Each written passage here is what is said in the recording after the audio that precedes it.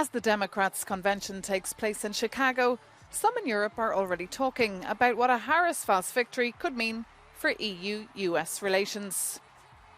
Robert de Weiders from Democrats Abroad is excited about the prospect, but remains nervous. Although the US election is not until November 5th, for Americans abroad, the postal vote is imminent.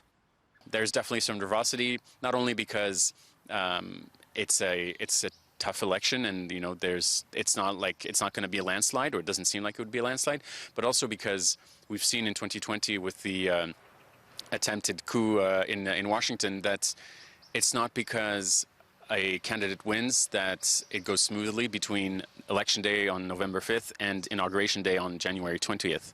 A lot can happen. So there's a lot to be nervous about, but we're confident that Kamala Harris will win. The Democrats' manifesto that was printed this week in Chicago is in lockstep with the EU's vision of the world.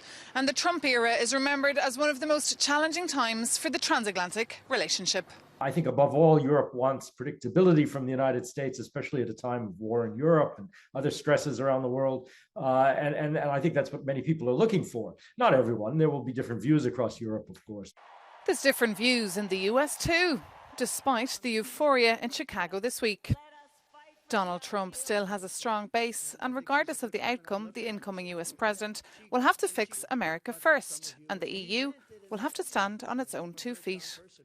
Things that Europeans will worry about that will still be there, whether there's a Democratic administration or a Republican administration. I mean, we've seen some of the disputes, I think, on the sort of high political, geopolitical issues. But when it comes to trade policy and other issues, there are still likely to be stresses.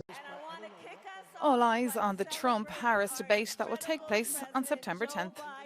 Maeve McMahon, Euronews, Brussels.